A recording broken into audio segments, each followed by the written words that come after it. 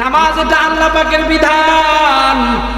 আপনি যদি আমাকে ডেকে বলেন ইমাম সাহেব আমি নামাজ পড়তে পারলাম না, আল্লাহর রাস্তায় আপনি মাফ করেন, আমি যদি কে বলি ঠিক আছে আপনার নামাজ পড়া লাগবে না, আল্লাহ কি তাকে মাফ করবে? কথা কন না, জোরে কন। আল্লাহ কি তাকে মাফ করবে? কারণ মাফ করার মালিক তো আমি না, নামাজের বিধান যিনি দিয়েছেন মাফ করার মালিক তো তিনি। কথা কন না কেন? তবে নামাজ পড়া আর নামাজ কায়েম করা দুইটা কিন্তু এক না। একটা হলো নামাজ পড়া আর একটা হলো নামাজ কায়েম করা। তবে 2 নাম্বার হেদায়েত নামাজ পড়া এবং কায়েম করা দুইটাই লাগবে। লাগবে কি লাগবে না জোরে বলেন। ও হুজুর আপনি বলেন তাহলে দুইটা কি? একটা হলো নামাজ পড়া, মাগরিবের নামাজ আমি পড়াইছি, আপনারা পড়েছেন, নামাজ পড়া এই জায়গায় বসে পড়েছি, এটা হলো নামাজ পড়া। আল্লাহ বলছেন আকিমুস সালাত, নামাজ কায়েম করা। একটা হলো নামাজ পড়া আর একটা হলো নামাজ কায়েম করা।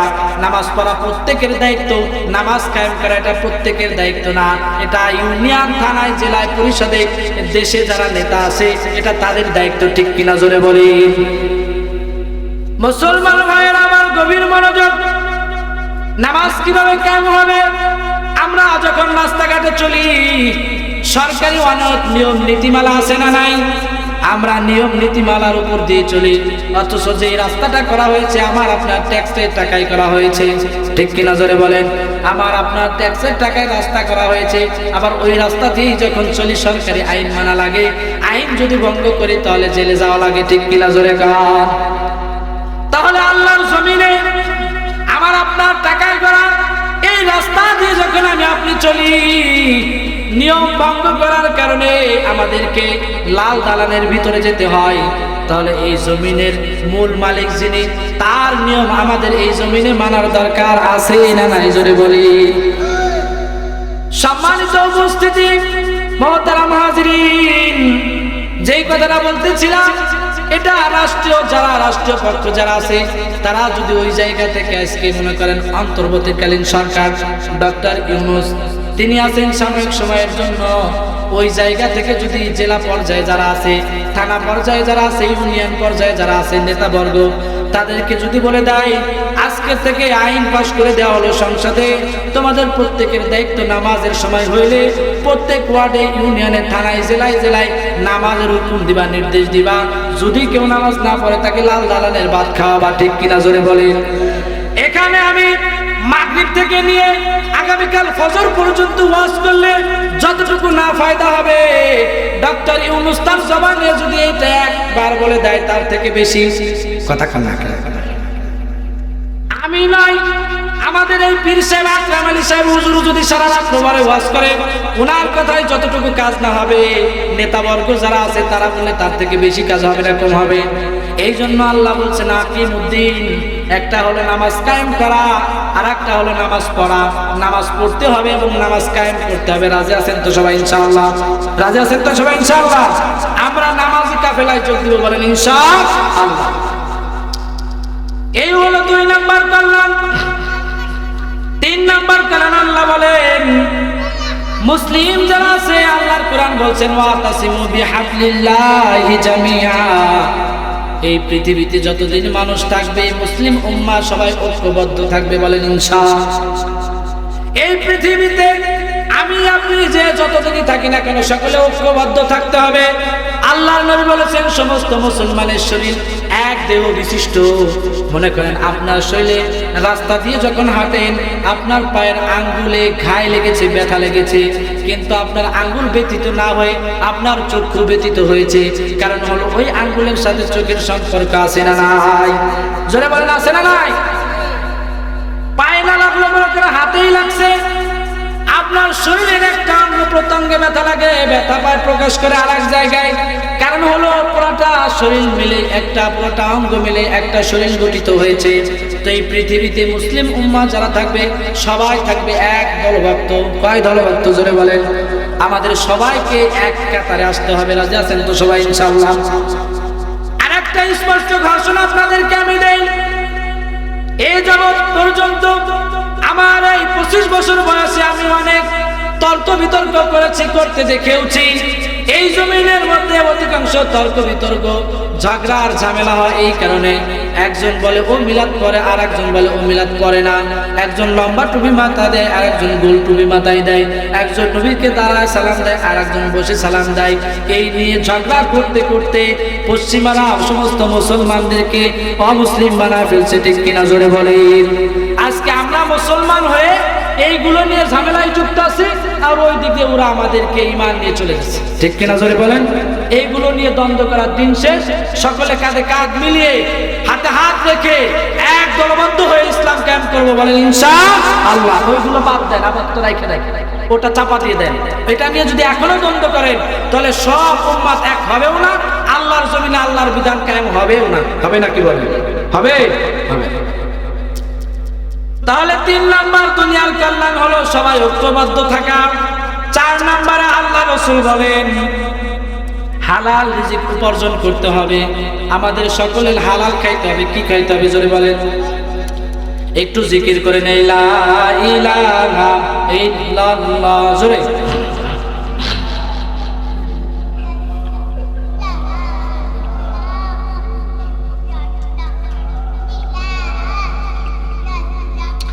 লা ইলাহা ইল্লাল্লাহ মুহাম্মাদুর রাসূলুল্লাহ জোরে বলেন সাল্লাল্লাহু আলাইহি ওয়াসাল্লাম। মুহতারাম হাজিরিন, আমি আপনাদের সম্মুখে আলোচনা করতেছিলাম দুনিয়ার কল্যাণ যা আমরা চাই। 4 নাম্বার কল্যাণ হলো হালাল রিজিক খাওয়া, হালাল রিজিক উপার্জন করা। হালাল রিজিক যদি আমরা না খাই, না উপার্জন করি, আজকে আমি আপনি আল্লাহর আরশের কাছে দোয়া করি, কিন্তু আমার আপনার দোয়া কবুল হয় না, ঠিক কিনা জোরে বলি। হাকিমুল উম্মাত মুজাদ্দিদে মিল্লাত হযরত আশরাফ আলী থানভী রাহমাতুল্লাহ আলাইহি তিনি বলছেন, পৃথিবীর মানুষ শোনো, আজকে আমি আর আপনি আল্লাহর শাহী দরবারে দোয়া করি, কিন্তু আমার আপনার দোয়া আল্লাহর দরবারে কবুল হয় না। কেন কবুল হয় না জানেন? আমি আপনি যেই খানা খাই, যেটা উপার্জন করি, যেটা করি, এটা হালাল হয় না। দোয়া কবুলের মধ্যে অনেকগুলো শর্ত লিখেছে, তার মধ্যে এটা 1 নাম্বার শর্ত হলো, কারণ যদি রিজিক হালাল না থাকে, উপার্জন হালাল না থাকে, জামা কাপড় হালাল না থাকে, তাহলে সে কাঁদতে কাঁদতে জমিন ফুটা হয়ে গেল, আল্লাহর দরবারে তার দোয়া কবুল হবে না, ঠিক কিনা জোরে বলি। তাহলে আমরা যে দোয়া করি, দোয়া কবুল হয় না কেন? সেই কারণটা তো কোনো সময় খোঁজেন না, খালি খুঁজেন হুজুর দোয়া করেন, তা দোয়া যায় কই, ঠিক কিনা বলে? সবাই শুধু এই কথাই বলে যে হুজুর এত দোয়া করেন, তা দোয়া যায় কই, তা কবুল হয় না কেন? কবুল হবে কিভাবে? কবুল হওয়ার জন্য যে শর্তগুলো, যেই কারণগুলো, সেই কারণগুলো তো নাই, ঠিক কিনা জোরে বলে। তাহলে দুনিয়ার কল্যাণ যতগুলো আছে, তার মধ্যে 4 নাম্বার কল্যাণ হলো রিজিক উপার্জন হতে হবে, হালাল হতে হবে।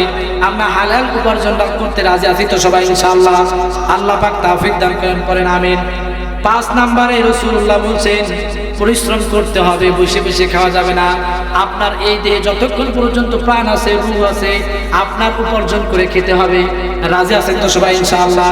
অনেকেই আছে বেকার ঘুরে আর অন্য লাইনে টাকা লাগায় উপার্জন করে খায়, আছে না? না আছে, মানে প্রচুর উপার্জন করতে রাজি না, টাকা পয়সা কিছু আছে, লাগায় লাগায়। আপনি তার কাছে 2000 টাকা চাইতে যাবেন, টাকা নাই। ও 2000-এ 10 কেজি ধান দিবানি। টাকা তো ছিল না, তারা দিই কিভাবে দেওয়া যায়, আছে না? না কথা কন না কে? আছে না? আছে। এটা কি হালাল উপার্জন হলো? এটা কি পরিশ্রম করা হলো নাকি বলে? আল্লাহর নবী বলছেন 5 নম্বরে পরিশ্রম করে খাইতে হবে। 6 নম্বরে দুনিয়ার কল্যাণের মধ্য থেকে যত কল্যাণ আছে সব থেকে আরো বেশি গুরুত্বপূর্ণ হলো আপনার বাড়িতে আমার যে চাচি আছে, এই চাচি যদি দিনদার হয় তাহলে দুনিয়াটা আপনার জন্য জান্নাত। সুবহানাল্লাহ জোরে বলুন। আপনার ঘরে গিন্নি যিনি আছেন, আপনার গিন্নি যদি দিনদার হয়, ফরজগার মুত্তাকি হয়, তাহলে আপনার দুনিয়াটাই জান্নাত। সুবহানাল্লাহ জোরে বলেন। এই হলো দুনিয়ার কল্যাণ। 7 নাম্বার নবীজি বলছেন ভালো কাজ করার তৌফিক প্রাপ্ত হওয়া। এই যে মাইকিং হয়েছে, পোস্টারিং হয়েছে, এলান হয়েছে, তা সত্ত্বেও কিন্তু অনেক মানুষ আসতে পারবে না, ঠিক কিনা জোরে বলে। এই জন্য আমরা বলি একটা কল্যাণ নেক কাজ করার পরে আল্লাহর কাছে আবার তৌফিক চাওয়া, যে আল্লাহ আপনি আমাকে আরেকটা কল্যাণ করার মতো তৌফিক দান করেন। সুবহানাল্লাহ পড়েন। একটা ভালো কাজ করার পরে যদি আপনি আরেকটা ভালো কাজ করতে পারেন, তাহলে আপনি বুঝে নেবেন যে আল্লাহ পাক আপনাকে কবুল করেছে এবং তৌফিক দিয়েছে, ওটার বিনিময়ে আপনি আরেকটা ভালো কাজ করতে পারছেন। সুবহানাল্লাহ। 8 নম্বরে আল্লাহ পাকের নবী আলাইহিস সালাতু ওয়াস সালাম বলেছেন কোরআনের জ্ঞান অর্জন করতে হবে। 9 নম্বরে সবাই মিলে আল্লাহ তাআলার দ্বীন কায়েম করতে হবে, মানতে হবে। 10 নম্বরে আমাদের সকলকে কর্মঠ হতে হবে, পরিশ্রমী হতে হবে, কাজ করতে হবে। এই হলো 10টি কল্যাণ। দুনিয়ার কল্যাণ কয়টি? 10টি। এখন আসেন আখিরাতের কল্যাণ 10টি। লম্বা আলোচনা না করে সংক্ষেপে শেষ করে দেই। 1 নম্বরে আখিরাতের কল্যাণ 10টির মধ্যে 1 নাম্বার হলো ভালো মৃত্যু হওয়া। ভালো কি হওয়া বলে? ভালো মৃত্যু হওয়া। ভালো মৃত্যু যদি হয় তাহলে আপনি আখিরাতের ঘাটি সময়ের মধ্যে থেকে একদম প্রথম নাম্বার ঘাটে আপনি সফল কাম। সুবহানাল্লাহ জোরে পড়েন। এই হলো আখিরাতের কল্যাণ। 2 নাম্বার নবীজি বলছেন মানুষ তার কবর যেন ভালো হয়। কবর যদি ভালো হয় তাহলে সে আখিরাতের 2 নাম্বার কল্যাণ সে অর্জন করে ফেলবে। 3 নাম্বার হাসর যেন ভালো হয়, হাসরের ময়দানে দাঁড়ানো লাগবে না, হাসর যেন ভালো হয়। 5 নম্বরে জান্নাতি হওয়া। 4 নম্বরে জান্নাতি হওয়া। 5 নম্বরে জান্নাতে আল্লাহ তাআলার দিদার লাভ করা। সুবহানাল্লাহ। আরো অনেকগুলো আছে, সব বলতে গেলে আলোচনা শেষ করা যাবে না। তাহলে আমি আমার আলোচনার ইতি নিয়ে আসতেছি। আমি আপনাদের সম্মুখে আলোচনা করেছি কুরআনুল কারীমের ওই আয়াতটি, যে আয়াতটি আপনাদের ইমাম সাহেবগণ প্রত্যেক নামাজের পরে পড়ে, রব্বানা আতিনা ফিদ দুনিয়া হাসানা ওয়া ফিল আখিরাতি হাসানা ওয়া কিনা আযাবান নার। আমরা আল্লাহর কাছে বলি আপনি আমাদেরকে দুনিয়ার কল্যাণ দান করেন এবং আখিরাতের কল্যাণ দান করেন, পরকালে জাহান্নামের আযাব থেকে মুক্তি দান করেন। তো দুনিয়ার কল্যাণ কি আপনাদেরকে শোনাইছি 10টি, আখিরাতের কল্যাণ কি শুনিয়েছি 5টি। আমার এতটুকু আলোচনা কি আপনারা বুঝেছেন? কথা বলেন, বুঝেছেন? কারা কারা বুঝছেন হাত উঁচু করেন। লিল্লাহি তাকবীর, নারায়ে তাকবীর। আল্লাহ পাক আমাদেরকে তৌফিক দান করেন, পড়েন আমিন। সম্মানিত উপস্থিতি, এবার একটু গভীর মনোযোগ দিবেন। আমরা ইসলাম পাইছি, দ্বীন পাইছি, ঈমান পাইছি, আমল পেয়েছি খুব সহজে, ঠিক কিনা বলেন?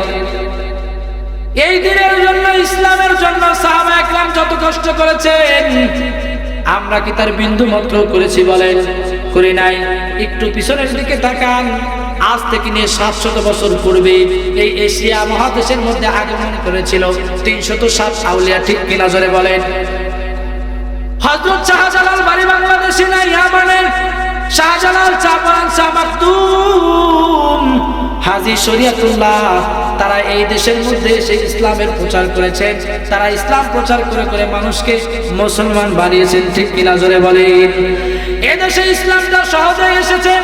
এমনকি হযরত শাহজালাল রাহমাতুল্লাহ আলাইহি তিনি যখন এশিয়া মহাদেশের মধ্যে আগমন করেন, তখন রাজত্ব ছিল গৌর গোবিন্দের। আপনারা জানেন, ঠিক কিনা জোরে বলেন?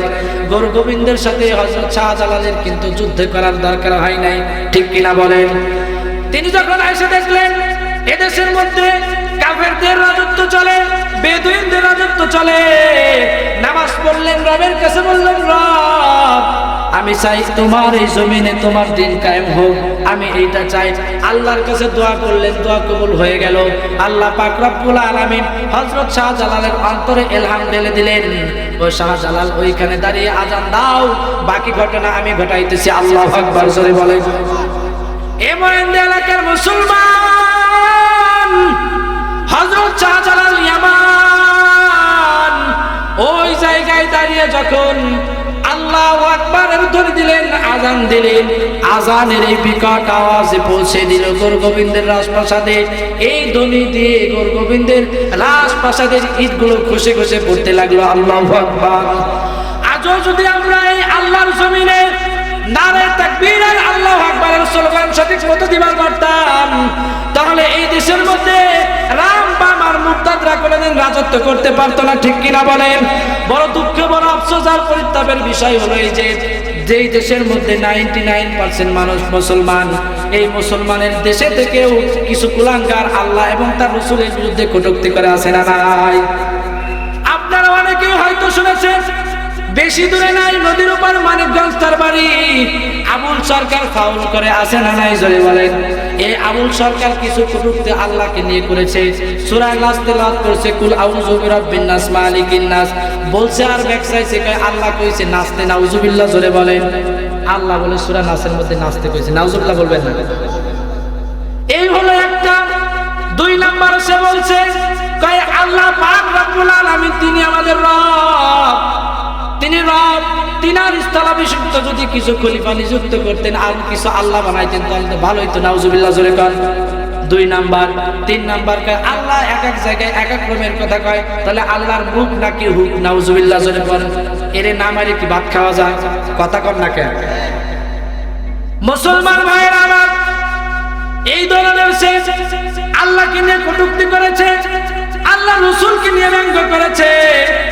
যেই দেশে 99% মানুষ মুসলমান, সেই দেশের মধ্যে সে বসবাস করে, এখনো ফাঁসি হয় না। কারণ কি জানেন? কারণ এই জমিনটা যদি আল্লাহর কোরআন দিয়ে চলতো, কোরআনের বিধান থাকতো, তাহলে ও এত সময় ফাঁসির কাস্টে থাকতো, ঠিক কিনা জোরে বলে। তবে স্পষ্ট ঘোষণা হলো, আল্লাহর নবী বলছেন নবীর ব্যাপারে, মান সাব্বা নাবিয়ান ফাকতুলুহু। আল্লাহর নবী বলেছেন যে আমি রাসূলকে নিয়ে কটূক্তি করবে, তার একটাই বিধান, সেই দুনিয়া থেকে দুনিয়ায় থাকার যোগ্যতা হারিয়ে ফেলবে, ঠিক কিনা জোরে বলেন।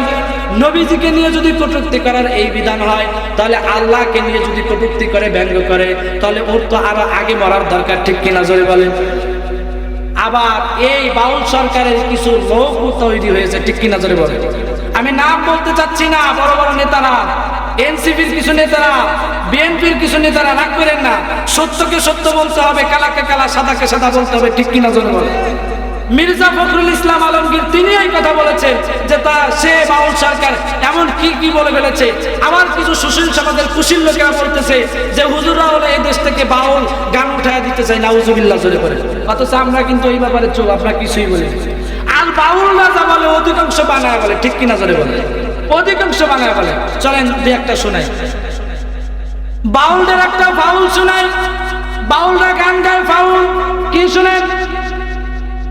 কিরামান কাতিবিন রোজ হাসরের দিন, কিরামান কাতিবিন রোজ হাসরের দিন, আল্লাহর দরবারে যদি করে অভিযোগ, আমি বলবো দুনিয়ায় ছিলাম খাজা বাবার লোক, আমি বলবো দুনিয়ায় ছিলাম খাজা বাবার লোক।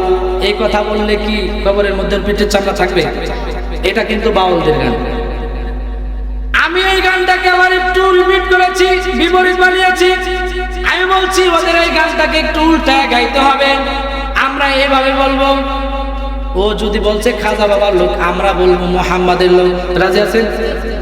কিরামান কাতিবিন রোজ হাসরের দিন, কিরামান কাতিবিন রোজ হাসরের দিন, আল্লাহর দরবারে যদি করে অভিযোগ, আমরা বলবো দুনিয়ায় ছিলাম মুহাম্মাদের লোক, আমরা বলবো দুনিয়ায় ছিলাম মুহাম্মাদের লোক। আল্লাহু আকবার। মুহাম্মাদের লোক বললে পরিত্রাণ পাওয়ার উপায় আছে না নাই? বলেন আছে না নাই? আবার কি ফাউল গান গায় শোনেন তো।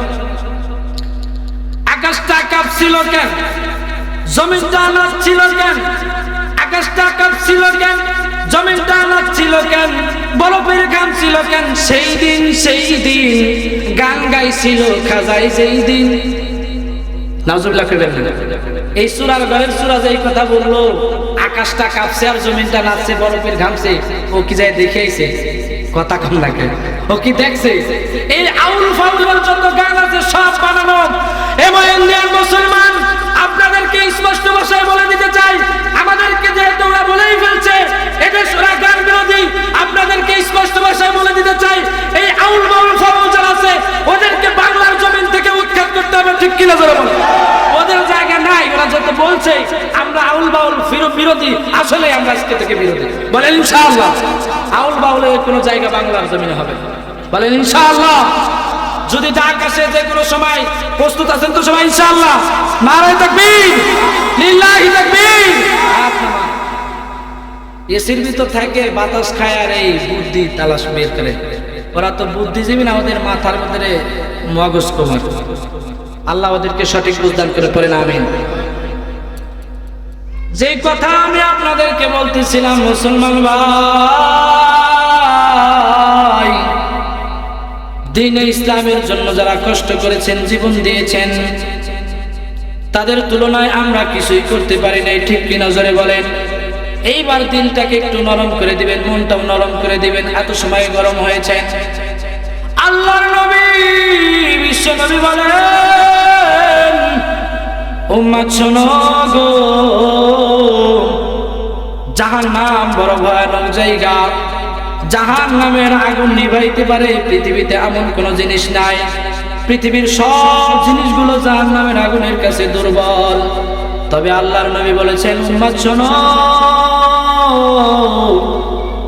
এক ফোঁটা চোখের পানি যদি তুমি জাহান্নামের ভয়ে ফেলতে পারো, আল্লাহর কিছু ফেরেশতা এমন আছে যারা তোমারও এক ফোঁটা পানিকে বোতলের মধ্যে অথবা সংরক্ষণে রেখে দিবে। কাল কিয়ামতের ময়দানে জাহান্নামের আগুন যখন আপনার দিকে তেড়ে আসবে, ফেরেশতারা ওই এক ফোঁটা পানি যখন জাহান্নামের দিকে নিক্ষেপ করবে, ওই এক ফোঁটা পানি জাহান্নামের আগুন নিভানোর জন্য যথেষ্ট হয়ে যাবে। জবান খুলে চিৎকার করে বলেন সুবহানাল্লাহ। এই জন্য চেষ্টা করবেন, একটা ফোঁটাও যদি চোখের পানি আপনার পড়ে, তাহলে আজকের মাহফিলটা আপনার পরকালের নাজাতের জন্য ওসিলা হয়ে যাবে। বলেন সুবহানাল্লাহ। একটু মনটাকে নজর দেন, একটু নিচে করেন, দিলটাকে একটু পরকালীন মুখী করেন। কিয়ামতের ময়দান যখন কায়েম হয়ে যাবে, এই ময়দানের মুসলমান, অনেক হাদিস আছে, সূর্যটা মাথা বরাবর এসে দাঁড়ায় যাবে। যেই দিন সূর্যটা মাথা বরাবর এসে দাঁড়ায় যাবে, আজকে সূর্য হাজার হাজার মাইল উপরে হওয়ার কারণে তাপ আমরা সহ্য করতে পারি না। এসি লাগানো লাগে, কত কিছু লাগানোর প্রয়োজন হয়। কাল কিয়ামতের ময়দানে সূর্যটা যখন আমার আপনার মাথা বরাবর এসে দাঁড়ায় যাবে, তখন আপনার এই মাথার মগজগুলো, মা বোনেরা বাড়িতে ভাত রান্না করে ভাতগুলো টকবক টকবক করে পাতিল ভেবে পড়তে থাকে। পরকালে যখন সূর্যটা আমার আপনার মাথা বরাবর এসে দাঁড়ায় যাবে, আমার আপনার মাথার মগজগুলো পাতের মারের মতো টকবক করে পড়তে থাকবে, গলে গলে পড়তে থাকবে। এ মুসলমান ভাই, আপনি কি পারবেন একটা বারের মতো ওই জায়গায় দাঁড়ায় থাকার জন্য? পারবেন নাকি বলেন? পারবেন? ওই জায়গায় দাঁড়ায় থাকা সম্ভব হবে না রে মুসলমান। কাঁদতে থাকবেন, কাঁদতে কাঁদতে চোখের পানি সব ফুরায় যাবে, চোখ দিয়ে আর কখনো পানি বের হবে না, তখন রক্ত প্রবাহিত হবে। মানুষগুলো রক্তের সমুদ্রের মধ্যে হাবুডুবু খাইতে থাকবে, মানুষ ঘামতে থাকবে, ঘামের সমুদ্রের মধ্যে হাবুডুবু খাইতে থাকবে। এভাবে চলতে থাকবে, এমন তৃষ্ণা তার লাগবে, তার পানি পিপাসা লাগবে। পানি পাবে কোথায়? পানিও সেই দিন পাওয়া যাবে না। পানি পাওয়া যাবে একমাত্র মুহাম্মাদুর রাসূলুল্লাহর কাছে। সুবহানাল্লাহ জোরে পড়েন। কিয়ামতের ময়দান কায়েম হয়ে যাবে। মানুষগুলো, প্রত্যেকটা মানুষ যেই জায়গায় যেভাবে মৃত্যুবরণ করেছে, ওই জায়গা থেকে বিভক্ত হয়ে উঠবে। আল্লাহর নবীর স্ত্রী হযরত আয়েশা উম্মাতুল মুমিনিন বলেন, ওগো নবী আমার, কাল কিয়ামতের ময়দানে যে মানুষগুলো বিভস্ম হয়ে উঠবে, পরনে কোনো কাপড় থাকবে না গো নবী, মানুষগুলো কি আমাদেরকে দেখবে না? আমাদের কি লজ্জা শরম থাকবে না? কেমন একটা অবস্থা তৈরি হবে। এ ময়দানের মুসলমান, আল্লাহর নবী বলেন, আয়েশা শোনো, কিয়ামতের ময়দানটা এত ভয়াবহ হবে যে কারোর দিকে তাকানো তো দূরের কথা, প্রত্যেকেই ইয়া নাফসি করতে করতে দৌড়াইতে থাকবে। মুসলমান ভাইরা আমার, আল্লাহর কোরআন ডেকে বলে, শোনো, ইয়াউমা ইয়াফিরুল মারউ মিন আখিহি, ওই দিন সন্তান তার বাবাকে চিনবে না, বাবা তার সন্তানকে চিনবে না, মা তার সন্তানকে চিনবে না, সন্তান তার মাকে চিনবে না, কেউ কাউকে চিনবে না রে মুমিন। এ মুসলমান, ওই দিন কেউ কাউকে চিনবে না, সবাই ইয়া নাফসি করতে থাকবে। হায় আল্লাহ, ভালো হোক মন্দ হোক একটা ফয়সালা হয়ে যাওয়ার দরকার। সমস্ত নবীর উম্মতগুলো ওই দিন নবীদের কাছে দৌড়াবে, ও পয়গম্বর আপনার যেটা ফয়সালা হয় গো আপনি করে ফেলেন তাড়াতাড়ি। কোন নবীরা ফয়সালা করতে পারবেন না। প্রথম পর্যায়ে সমস্ত নবীগুলো ইয়া নাফসি করতে থাকবে। আদম আলাইহিস সালাম ফিরায় দিবেন উম্মতদেরকে, পয়গম্বর মুসা ফিরায় দিবেন উম্মতদেরকে, ঈসাও ফিরায় দিবেন উম্মতদেরকে, সবাই ফিরায় দিয়ে পরামর্শ দিবে, শোনো আজকের দিনে সুপারিশ করতে পারবে একজন পয়গম্বর যিনি আল্লাহর আরশের নিচে সিজদায় লুটে আছে। ওই পয়গম্বর যদি আল্লাহর কাছে সুপারিশ করে তাহলে তিনি সুপারিশ গ্রহণ করবেন। সব মানুষ যাবে পয়গম্বরের কাছে, ও পয়গম্বর সব নবীদের কাছে গেলাম, সবাই ফিরায় দিল, আপনি যদি ফিরায় দেন আমাদের যাওয়ার মতো কোনো জায়গা নাই, আমাদের কোনো উপায় নাই, ফিরায় দিবেন না। আল্লাহর নবী সিজদায় থাকবেন, আল্লাহ পাক রব্বুল আলামিন ডেকে বলবেন ইয়া মুহাম্মদ ইরফা রাসাক, আল্লাহু আকবার। আল্লাহ ডেকে বলবেন হাবিব আমার, দুনিয়াতে আপনাকে অনেক কাঁদাইছি, আর নতুন করে আপনাকে কাঁদাইতে চাই না।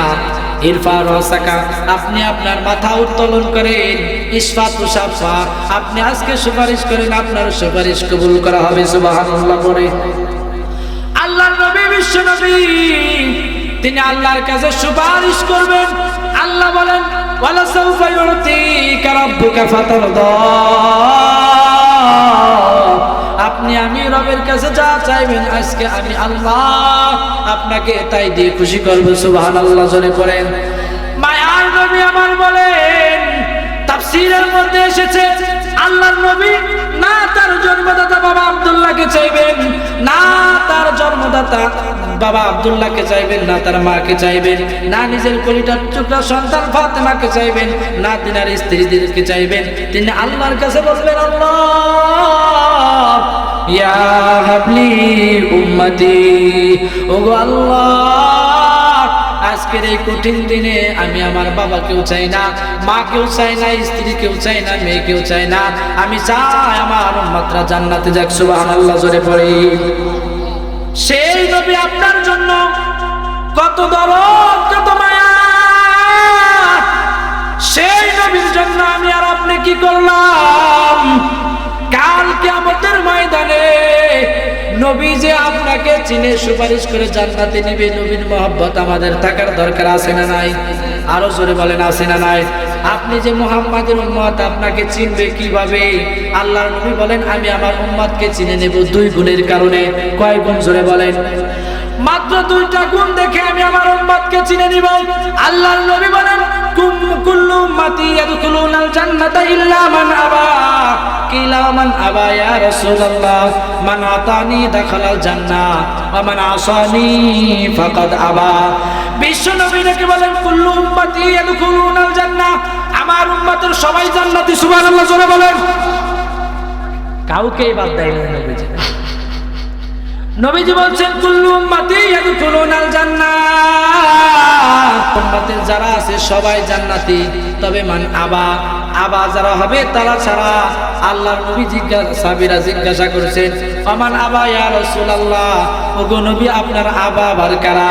নবীজি বলেন মান আতানি দাখালাল জান্নাহ, যারা আমি নবীর অনুসরণ করবে তারাই হলো আমার লোক, আর যারা অনুসরণ করে না তারা হলো আবা। যারা হবে আবা তারাই জাহান্নামে যাবা। ঠিক কিনা জোরে বলেন? রাসূলুল্লাহ সাল্লাল্লাহু আলাইহি ওয়াসাল্লাম বলেন কাল কিয়ামতের ময়দানে আমি আমার উম্মতকে চিনে নেব। এক নাম্বার গুণ হলো সে আমার অনুসারী হবে। সে কি হবে জোরে বলেন? আমার অনুসারী হবে, আমার গুণগুলো সুন্নাহগুলো দেখে আমি তাকে চিনে নেব। দুই নাম্বার নবীজি বলেন আমি আমার উম্মত চিনব। দ্বিতীয় নাম্বার গুণ হলো তিরমিজি শরীফ কিতাবুত তাহারাতের প্রথম হাদিস, আল্লাহর নবী বলেন এ উম্মতে মুহাম্মাদি আপনি জানেন না আল্লাহ পাক রব্বুল আলামিন আপনাকে কত সম্মান আর মর্যাদা দিয়ে পাঠিয়েছেন। এই যে হাদিসটা আমি আপনাদেরকে বলছি, এই হাদিসের মর্যাদা 1 লক্ষ থেকে নিয়ে 100 লক্ষ নবী রাসূল এসেছেন, তাদের উম্মতরা এসেছে, কাউকে দেওয়া হয় নাই। এটা কেবলমাত্র শুধুমাত্র উম্মতে মুহাম্মাদিকে দেওয়া হয়েছে। চিল্লায়ে বলেন সুবহানাল্লাহ। এমন একটা বৈশিষ্ট্য আল্লাহ আমাদেরকে দিলেন, যেই বৈশিষ্ট্য বিশিষ্টতা শুধু আমার আর আপনার জন্যই আল্লাহর নবী খাস করেছেন। নবী আমার বলেন, উম্মত শোনো, যখন আপনারা নামাজ পড়তে যান ওযু করা লাগে কি লাগে না? কথা কয় না? নাকি ওযু ছাড়াই নামাজ পড়েন আপনারা? ওযু করেন না? ওযু আপনারা করেন। আমার এই মার্কাজুল কুরআন নূর, আমার এই মার্কাজুল নূর ইন্টারন্যাশনাল ক্যাডেটের ছাত্ররা আসরের পর থেকে নিয়ে জোরের পর থেকে নিয়ে তারা শুনে আছে ওযুর ফরজগুলো সুন্নাতগুলো, ঠিক কিনা জোরে বলেন। যখন আপনারা ওযু করতে যান, ওযু করতে গেলে আপনার উভয় হাত ধৌত করতে হয়, চেহারা ধৌত করতে হয়, পা ধৌত করতে হয়, মাথা মাসে করতে হয়। প্যারা নবী আমার ডেকে বলেন, উম্মত শোনো, এই বৈশিষ্ট্যটা শুধু তোমার জন্য। তুমি যে তাহারাত অর্জন করে পবিত্র হয়ে নামাজে গিয়েছো, এই নামাজের মাধ্যমে তোমার যত সগীরা গুনাহ ছিল সব আল্লাহ মাফ করে দিয়েছেন। চিল্লায় বলেন সুবহানাল্লাহ। এখানেই শেষ নয়, আল্লাহর নবী আরো ডেকে বলেন, উম্মত শোনো, আল্লাহ পাক রব্বুল আলামিন তুমি যে ওযু করেছো, ওযুর অঙ্গ প্রত্যঙ্গগুলো ধৌত করেছো, কাল কিয়ামতের ময়দানে সূর্য যেমন চমকায়, তারকাগুলো যেমন চমকায়, তোমার এই ওযুর অঙ্গ প্রত্যঙ্গগুলো নূরের মতো চমকাইতে থাকবে। জোরে বলেন সুবহানাল্লাহ। এটা শুধু আমার আর আপনারই বৈশিষ্ট্য, তাছাড়া অন্য কোন নবীর উম্মতদেরকেও আল্লাহ পাক এই বৈশিষ্ট্য দেয় নাই। তাহলে আল্লাহ সহজেই, আল্লাহর নবী সহজেই আমাকে আপনাকে চিনে নিতে পারবে, ঠিক কিনা জোরে বলেন? পারবে না? তারপরেও আল্লাহর নবীর সাহাবীরা জিজ্ঞাসা করেছিলেন, ওগো নবী আমার, কাল কিয়ামতের ময়দানে 1 লক্ষ থেকে নিয়ে 100 লক্ষ নবী রাসূল তাদের উম্মত ওই জায়গায় সমাবেত হবে, আপনি আপনার উম্মতদেরকে কিভাবে চিনবেন? আল্লাহর নবী হাদিস তো বলছে, তারপরে বোঝানোর জন্য আরেক হাদিস বলছেন। এ আমার সাহাবীরা শোনো, এ বয়ান এলাকার মুসলমান, আল্লাহর নবী বলেন, শোনো, শত শত কালো ঘোড়ার মধ্যে যদি একটি সাদা ঘোড়া থাকে, এই সাদা ঘোড়াটা বেছে নেওয়া কি অসম্ভব না সম্ভব? কথা কন না? সম্ভব। আল্লাহর নবী বলেন, আমার উম্মতের অঙ্গ প্রত্যঙ্গগুলো যেহেতু চমকাইতে থাকবে, সুতরাং তাদেরকে চিনে চিনে আমি নবী জান্নাতুল ফেরদাউসে পৌঁছায় দিব। সুবহানাল্লাহ বলেন। একদম সহজ, তবে শর্ত হলো নবীজির সুন্নাহ নিয়ে যেতে হবে। একটা কথা আপনাদেরকে আমি শিখাই, আমার সাথে বলেন, সুন্নাতের উপর আমল করে যারা, বলেন, সুন্নাতের উপর আমল করে যারা জান্নাতের রাস্তায় হাঁটে তারা। অর্থাৎ দুনিয়ায় থেকে আপনি সুন্নাতের উপর আমল করবেন, দুনিয়ায় আপনি জান্নাতের রাস্তায় হাঁটবেন। সুবহানাল্লাহ বলেন। এটা হাকিম আরিফ বিল্লাহ শাহ আব্দুল মাজিদ পীর সাহেব, আপনার মুন্সিগঞ্জ, নারায়ণ কেরানীগঞ্জ হযরতের কাছ থেকে এই কথাটা শুনেছি। হুজুর বলছেন, দুনিয়ায় জীবিত থাকা অবস্থায় সুন্নাতের উপর আমল করে যারা জান্নাতের রাস্তায় হাঁটে তারা। সুবহানাল্লাহ। মুসলমান ভাইরা আমার, আলোচনা সংক্ষিপ্ত করে নিয়ে আসছি, আর দীর্ঘ আলোচনা করব না। যেই কথাই ভিতরে প্রবেশ করেছিলাম, আল্লাহর নবীর আলোচনা যখন মক্কাতুল মুকাররমায় হয়, এক নওজোয়ান নবীজির আলোচনা শুনতে শুনতে মহব্বতে পড়ে গেছে, প্রেমে পড়ে গেছে তার মনের অজান্তে। সে জানে না তার নাম আব্দুল উজ্জা। কি নাম জোরে বলেন? তার নাম আব্দুল উজ্জা।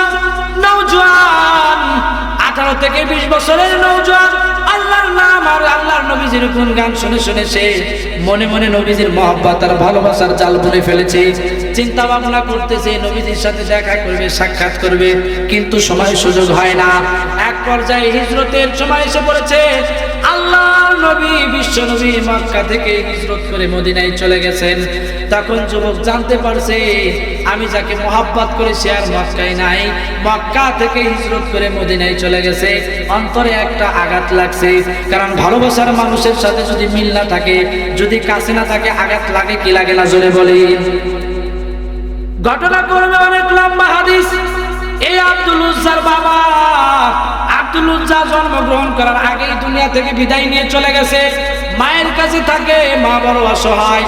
সে আবার আব্দুল উজ্জার যে চাচা, তার কাছে থেকে লালিত পালিত হয়েছে, বড় হয়েছে। তার দেওয়া গাড়ি, তার দেওয়া বাড়ি, তার দেওয়া জায়গা জমি, তার দেওয়া কাপড় চোপড়।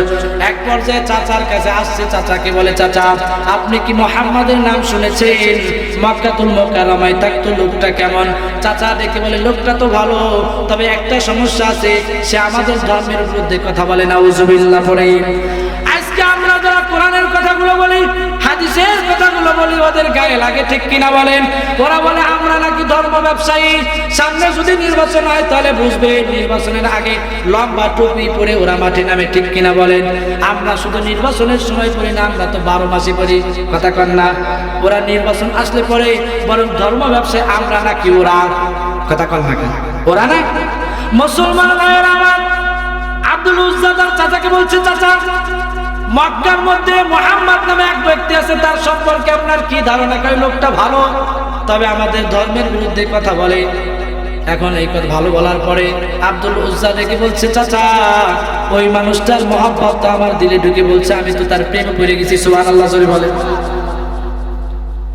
এইবার চাচা ডেকে বলে, আব্দুল উজ্জা রে, এত সময় যা বলছো এর পরবর্তী কথা তুমি বলবা না, কারণ হলো তোমার চিন্তা ভাবনা করে বলার দরকার। যেই লোকটা আমাদের ধর্মের বিরুদ্ধে কথা বলে, নেতার বিরুদ্ধে কথা বলে, তুমি তাকে ভালো বলতেছো, আমার বাড়ি যে আরাম আয়েসে খাও দাও থাকো ফেরো, এই কথা ফের বাদে যদি বলো তাহলে এটা থেকে কিন্তু বঞ্চিত হয়ে যাবা, ফের বাদে এর কথা বলবা না। আব্দুল উজ্জা ডেকে বলে, চাচা আপনাকে ট্রাই করতে চাইছিলাম যে আপনার মনটা কি, আপনি ইসলাম গ্রহণ করবেন না বুঝছি, কিন্তু আমার তো প্রেমে পড়ে গেছে, আমার তো মন চাই তার দলের লোক হই। সুবহানাল্লাহ বলেন। আব্দুল উজ্জা ডেকে বলে, চাচা আপনি আমাকে থাকার ভয় দেখেন, খাওয়ার ভয় দেখেন, জামা কাপড়ের ভয় দেখেন, আলোচনা লম্বা ওইদিকে আর যাচ্ছি না।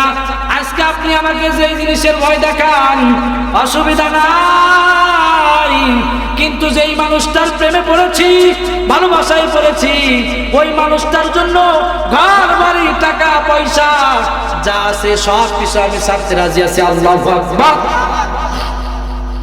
লম্বা আলোচনা। আব্দুল উজ্জার চাচা এবার দেখে বলে, সারো বাড়ি, সারলাম বাড়ি, সারো ঘর, সারলাম ঘর। এক পর্যায়ে খুলতে খুলতে আব্দুল উজ্জার চাচা বলে, তোমার গায়ের যে জামাটা আছে এটাও তো আমার কিনা, এটা নিয়েও যাইতে পারবে না, এটাও খোলো। গায়ের জামাটাও খুলে দিছে আব্দুল উজ্জার চাচার কাছে। খুলে দেওয়ার এক পর্যায়ে তারপরে ছিল একটা লুঙ্গি। আব্দুল উজ্জা ডেকে বলছে, চাচা সব দিয়ে দিলাম, সব ছাড়লাম, একটা লুঙ্গি আমাকে নিয়ে যেতে চান? আব্দুল উজ্জার চাচা ডেকে বলে, আব্দুল উজ্জা রে, আমার একটা সুতাও আমি তোমাকে নিয়ে যেতে দেব না। আল্লাহু আকবার। মুসলমান ভাইয়েরা আমার, আব্দুল উজ্জা সব খুলে দিয়ে রাতের গভীর অন্ধকারে রওনা করছে মদিনাতুল মুনাওয়ারার পথে। আল্লাহু আকবার। যাওয়ার পথে মাঝখানে পড়ছে মায়ের সাথে সাক্ষাৎ। রাতের গভীর অন্ধকারে মায়ের দরজায় খটখটায় আছে। মা দরজা খুলে তার সন্তান বিবস্ত্র অবস্থায় দাঁড়িয়ে আছে। কি ব্যাপার সন্তান, তোমার এই অবস্থা কেন? তোমার চাচা কি তোমাকে মেরেছে? আব্দুল উজ্জা ডেকে বলছে, আমার চাচা আমাকে মারে নাই, কিন্তু মক্কায় একজন মানুষ ছিল, তার প্রেমে পড়ার কারণে আমার চাচা আমাকে সব কিছু খুলে রেখে দিয়েছে। মা তোমার কাছে বেশি কিছু চাই না, যদি থাকে ছিঁড়া ফাটা এক টুকরা কাপড় দাও, আমি আমার লজ্জায় স্থান রাখতে চাই। আল্লাহু আকবার। মুসলমান ভাইয়েরা আমার, এক পর্যায়ে আব্দুল উজ্জা মায়ের কাছ থেকে ছিঁড়া ফাটা এক টুকরা কাপড় নিয়ে মদিনাতুল মুনাওয়ারায় লম্বা সফর পাড়ি দিয়ে চলে গেছেন। আল্লাহর নবী যেই জায়গায় থাকে, সাহাবীদের কাছে জিজ্ঞাসা করছেন, মুহাম্মদ কোথায়? বলছেন ওই যে মসজিদে নববীতে বসা আছে। উনি আস্তে আস্তে ঢুকতে ঢুকতে মসজিদের দরজার সামনে গিয়ে পড়ে গেছে। আল্লাহু আকবার। লম্বা পথ সফর করে আসছে, খাওয়া নাই, দাওয়া নাই, পানি নাই, কিছুই নাই। একজন মানুষ লম্বা সফর করার পরে ক্লান্ত হয়ে যায়, ঠিক কিনা জোরে বলেন? ক্লান্ত অবস্থায় মসজিদের দরজায় যখন গিয়ে পড়ে গিয়েছে, আল্লাহর নবী তাই সাহাবীকে ধরে উঠেছেন। ওঠানোর পরে বলছেন, কি ব্যাপার, কোথায় আপনার বাড়ি? আল্লাহর নবী ওই জায়গা থেকে নিজে এসে আব্দুল উজ্জার কাছে আসছে, আউলুস ফিরাইছে, খাবার দাবার দিছে। কি ব্যাপার? আব্দুল উজ্জা যখন মুহাম্মাদের নাম শুনছে তখনই হুঁশ ফিরে আসছে। আল্লাহু আকবার। মুসলমান ভাইয়েরা আমার, হুঁশ ফিরে আসার পরে আব্দুল উজ্জা অবাক দৃষ্টিতে তাকিয়ে আছেন। এই মানুষটার মহব্বত আর ভালোবাসায় নিজের জীবনটা যদি বিলীন করতে পারতাম তাহলে আমার জীবনটা সার্থক হয়ে যেত। এক পর্যায়ে আব্দুল উজ্জা তাকায় দেখে মুহাম্মদ রাসূলুল্লাহকে তার সবিস্তরে ঘটনা বর্ণনা করেছেন। আল্লাহর নবী সাহাবীদেরকে বলছেন, সাহাবীরা রে, অনেক কষ্ট করে মক্কা থেকে সফর করে মদিনা আসছে, পেটে খাবার নাই, ওর খাবার দাবারের ব্যবস্থা করো। সমস্ত আঞ্জাম করা হলো। এক পর্যায়ে নবীজি তাকে মুসলমান বানায় দিলেন। আল্লাহু আকবার। কালিমা পড়ে মুসলমান বানায় দিলেন। আল্লাহর নবী বলেন, আব্দুল উজ্জা রে, তোমার নাম তো আব্দুল উজ্জা, তোমার একটা সুন্দর নাম রাখার দরকার। তবে আমার কাছে আমার বাবার সব থেকে প্রিয় নাম আব্দুল্লাহ। সুবহানাল্লাহ করেন। আমার মন চাইতেছে আমার বাবার নামটা আমি তোমাকে রেখে দেই। আল্লাহর নবী আব্দুল উজ্জার নাম রেখে দিলেন আব্দুল্লাহ। সুবহানাল্লাহ। নবীজির বাবার নামটাই আব্দুল্লাহর জন্য রেখে দেই। আব্দুল্লাহ ইসলাম গ্রহণ করে ফেলল। এখন আর সে আব্দুল উজ্জা না, আব্দুল্লাহ। আল্লাহু আকবার। আব্দুল্লাহ এইবার আল্লাহর নবীর কাছে রয়েছেন। ইতিমধ্যে আল্লাহর নবীর কাছে থাকার পর জিহাদের দামামা বেজে গেছে। নবীজি সাহাবীদেরকে নিয়ে যুদ্ধের ময়দানে যাবেন, জিহাদে যাবেন। আল্লাহর নবী আব্দুল্লাহকে ডেকে বলছেন, আব্দুল্লাহ তুমি সবেমাত্র মুসলমান হলা, এখন তো নামাজের সময় না যে আমি তোমাকে নামাজ পড়ার কথা বলবো, এখন রোজার সময় না যে আমি তোমাকে রোজা রাখার কথা বলবো, এখন হজ করার সময় না যে আমি তোমাকে হজের কথা বলবো। তুমি চাইলে এইখানে থাকতে পারো, আবার চাইলে আমরা যুদ্ধের ময়দানে জিহাদ করার জন্য যাইতেছি, চাইলে তুমি আমাদের সাথে যেতে পারো। সুবহানাল্লাহ জোরে পড়েন। মুসলমান ভাইয়েরা আমার, আব্দুল্লাহ ডেকে বলল, ওগো নবী আমি আপনার সাথে যুদ্ধের ময়দানে যেতে চাই, শুধু যাব তা না, আপনি আমার জন্য দোয়া করেন আমি যেন যুদ্ধের ময়দানে গিয়ে শাহাদাত বরণ করতে পারি। আল্লাহর নবী হাত উত্তোলন করলেন আর বলেন, ওগো আরশের মালিক, আমার আব্দুল্লাহ যুদ্ধের ময়দানে যেতে চাই, শাহাদাত বরণ করতে চাই, কিন্তু আমি চাই ও যেন যুদ্ধের ময়দানে শাহাদাত বরণ না করে। আল্লাহু আকবার। আব্দুল্লাহ ডেকে বলে, ওগো নবী আমি আপনাকে বললাম আমি শহীদ হতে চাই, আপনি উল্টা দোয়া করলেন আমি যেন শহীদ না হই, আপনি দোয়া করলেন আমি যেন শহীদ না হই। কেন? আল্লাহর নবী বলেন, সাহাবী পরবর্তীতে তুমি বুঝবা। সাহাবা একরাম যুদ্ধের ময়দানে চলে গেলেন, আস্তে আস্তে যাইতে যাইতে চলে গেলেন। যুদ্ধ হইল, সাহাবা একরাম বিজয়ী হয়ে চলে আসলেন, সাহাবীও চলে আসলেন। আসার পরে যখন বয়সের শেষ দিকে আব্দুল্লাহ দুনিয়া থেকে বিদায় নিয়ে যখন চলে যাবেন, এক পর্যায়ে চলেও গেলেন। আল্লাহর নবীর কাছে খবর আসলো, গো নবী আপনার সাহাবী আব্দুল্লাহ দুনিয়া থেকে বিদায় নিয়ে চলে গেছে, আপনার যেতে হবে। আল্লাহর নবী নিজে ওই জায়গায় গেলেন, ওমর গেলেন, আলী গেলেন, হযরত বেলাল গেলেন। যাওয়ার পরে দেখে আব্দুল্লাহ শুয়ে আছে, দুনিয়া থেকে বিদায় নিয়ে চলে গেছে। আল্লাহর নবী অবাক দৃষ্টিতে আব্দুল্লাহর দিকে তাকায় থাকলেন। এক পর্যায়ে কবর খনন করা হলো, জানাজা পড়ানো হলো। হযরত ওমর, আলী, উসমান তারা খাটিয়া বহন করলো হযরত বেলাল আসের সাথে। হযরত ইবনে আব্বাস তিনি আছেন, রাইসুল মুফাসসিরিন আব্দুল্লাহ ইবনে আব্বাস এবং আব্দুল্লাহ ইবনে আব্বাস সহকারে আরেক সাহাবী ওই সাথে আছেন। এইবার লাশটাকে নামানোর জন্য কবরের মধ্যে একজন তো নামার দরকার আছে না নাই? জোরে বলেন। আমাদের সমাজের মানুষ যখন লাশ কবর নিয়ে যায়, রাখার পরে বলো কবরের মধ্যে তার একজন আপনজন নামো, কিন্তু আব্দুল্লাহ তো আপনজন বলতে কেউ নাই। কথা কন না কেউ আছে নাকি? বলে আব্দুল্লাহ তো আপনজন বলতে কেউ নাই। আল্লাহর নবী তার কাছে আপন। আল্লাহর নবী ডেকে বলবেন, সাহাবীরা রে, আপন বলতে আমার আব্দুল্লাহর এই দুনিয়াতে আমি ছাড়া আর কেউ নাই। আল্লাহর নবী বলেন যে আব্দুল্লাহর কবরে আমি নবী নিজেই নামবো। জোরে বলেন আল্লাহু আকবার। একটু চিন্তা করে দেখুন তো দেখি, যেই কবরের মধ্যে আল্লাহর নবী বিশ্ব নবী নিজে নেমেছেন, নামার পরে হযরত বেলাল, ওমর তাদেরকে বলছেন, এই আব্দুল্লাহ লাশটা আমার হাতে দাও, আমি যেহেতু কবরের মধ্যে নামছি, কবরের মধ্যে যে থাকে লাশটা তো তার হাতেই দেয়, ঠিক কিনা? জোরে বলেন। তার হাতে দেয় না। সাহাবা একরাম হযরত ওমর, আবু বকর, আলী তিনারা আব্দুল্লাহর লাশটাকে এইভাবে দুইজনে ধরে আল্লাহর নবীজির কাছে দিয়েছেন। নবীজি কবরের মধ্যে একা দুই হাত দিয়ে আব্দুল্লাহর লাশটা এইভাবে ধরেছে। বলেন আল্লাহু আকবার। আল্লাহর নবী বিশ্ব নবী আব্দুল্লাহর লাশটা এইভাবে ধরেছেন। এইভাবে ধরে আকাশের দিকে তাকিয়ে আরশের মালিককে ডেকে বলে, গো আরশের মালিক, এই যে দেখেন আমার আব্দুল্লাহর লাশ, এই আমার আব্দুল্লাহর দুনিয়াতে কেউ নাই আপন বলতে আমি ছাড়া। তবে ওগো আরশের মালিক, আমার এই আব্দুল্লাহ আমার মহাব্বত আর ভালোবাসায় ঘর ছেড়েছে, বাড়ি ছেড়েছে, জায়গা জমি ছেড়েছে, ঘর বাড়ি জায়গা জমি টাকা পয়সা সব ছেড়েছে আমার ভালোবাসায়। আমি আমার আব্দুল্লাহকে ভালোবাসি, আব্দুল্লাহ আমাকে ভালোবাসো। ওগো আরশের মালিক, এই যে তোমার কুদরতে হাতে দিলাম, আমি যেহেতু আব্দুল্লাহকে ভালোবাসি, আব্দুল্লাহ আমাকে ভালোবাসো। তুমি আল্লাহ ও আব্দুল্লাহকে ভালোবাসো। আল্লাহু আকবার। আল্লাহর নবী যখন আব্দুল্লাহর লাশটা এইভাবে ধরে এই কথা বলতেছিলেন, ওই কবরের পাশে দাঁড়িয়ে থাকা সাহাবীরা বলতেছিল, ওগো আল্লাহ, আজকের এই লাশটা যদি আব্দুল্লাহ না হয়ে আমরা হতাম, আমাদের ভাগ্যটা বড় খুলে যেত। আব্দুল্লাহর যেমন খুলে গিয়েছে, আমাদের ভাগ্যটা ওইভাবে খুলে যেত।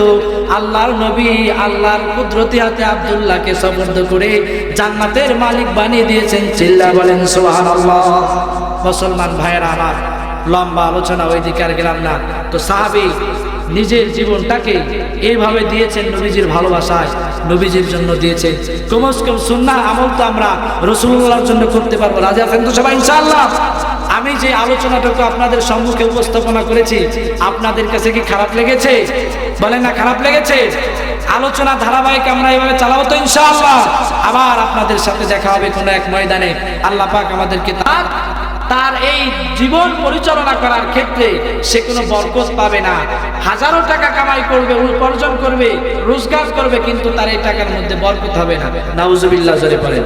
অথচ আপনারাই বলবেন যে হুজুর আমাদের মসজিদের ইমাম সাহেবকে আমরা 3000 5000 টাকা বেতন দেই, সে তো দেখি কোনোদিন জামা ইস্তারি দিয়ে গায়ে দেয় না। সুবহানাল্লাহ বলেন। তাহলে ইমাম সাহেব বরকত পাইলো কোথায়? কারণ ইমাম সাহেব আপনার আল্লাহর কোরআন মেনে নিয়েছে। আল্লাহু আকবার। আপনার ইমাম সাহেব আল্লাহর কোরআন মেনে নেওয়ার কারণে সে ইস্তারি ছাড়া কোনোদিন জামা পরিধান করে না। আরেকজন মানুষ লাখ টাকা উপার্জন করে, কিন্তু তার কষ্টের কোনো শেষ নাই। আছে না নাই? বলেন না আছে না নাই? তাহলে যেই মানুষগুলো কষ্টের মধ্যে নিপতিত হলো, কেন হলো? কারণ তারা আল্লাহর কোরআন থেকে মুখ ফিরিয়ে নিয়েছে। নাউজুবিল্লাহ বলেন। এটা হলো দুনিয়ার শাস্তি। আল্লাহ পাক রব্বুল আলামিন কুরআনুল কারীমের মধ্যে ডেকে বলছেন, আর পরকালীন শাস্তি হলো আল্লাহ পাক রব্বুল আলামিন তাদেরকে অন্ধ বানায় উঠাবেন। নাউজুবিল্লাহ বলেন। কাল কিয়ামতের ময়দানে দুনিয়ায় থেকে যারা কোরআন শুনবে না, কোরআন বুঝবে না, কোরআন মানবে না, কোরআন দিয়ে জীবন পরিচালনা করবে না, কোরআন বুঝবে না, কাল কিয়ামতের ময়দানে আল্লাহ পাক রব্বুল আলামিন তাদেরকে অন্ধ করে উঠাবেন। জোরে বলেন নাউজুবিল্লাহ। ওই মানুষগুলো আরশের মালিককে ডেকে বলবে, ও রব্বুল আলামিন, আমরা যখন দুনিয়ায় ছিলাম আমাদের চক্ষু ছিল, আমরা তো দেখতাম, কিন্তু আজকে আমাদেরকে অন্ধ বানায় কেন উঠানো হলো? আল্লাহ, আমরা তো চোখে কিছুই দেখি না, কি হইল, কেমনে হইল? আল্লাহ পাক রব্বুল আলামিন সেই দিন ডেকে বলবেন, এ মানদে এলাকার মুসলমান, ওই দিন আল্লাহ বলবেন, তোমার সামনে আমার কোরআন তেলাওয়াত করা হয়েছে, কোরআন বোঝানো হয়েছে, শেখানো হয়েছে, তুমি আমার কোরআন থেকে মুখ ফিরে নেওয়ার কারণে আজকে আমি আল্লাহ তোমার থেকে মুখ ফিরিয়ে অন্ধ বানায় উঠাইছি। নাউজুবিল্লাহ জোরে বলেন। আপনারা কি পরকালে অন্ধ হয়ে উঠতে চান? বলেন না, চান নাকি? বলেন চান না? তাহলে এই কোরআনকে আমাদের মেনে নিতে হবে। রাজি আছেন তো সবাই ইনশাআল্লাহ? কারা কারা রাজি আছেন হাত উত্তোলন করেন। লিল্লাহি তাকবীর, নারে তাকবীর। আল কোরআনের আলো, আল হাদিসের আলো। স্লোগানটা একটু পরিবর্তন করে দেবেন। এতদিন তো বলছেন আল কোরআনের আলো ঘরে ঘরে জ্বালো, কিন্তু এখন বলবেন আল কোরআনের আলো সংসদে জ্বালো। আল কোরআনের আলো, আল হাদিসের আলো, নারে তাকবীর। কোরআনুল কারীম দিয়ে সংবিধান পরিচালনা করার একটা জোয়ার উঠেছে। আল্লাহু আকবার।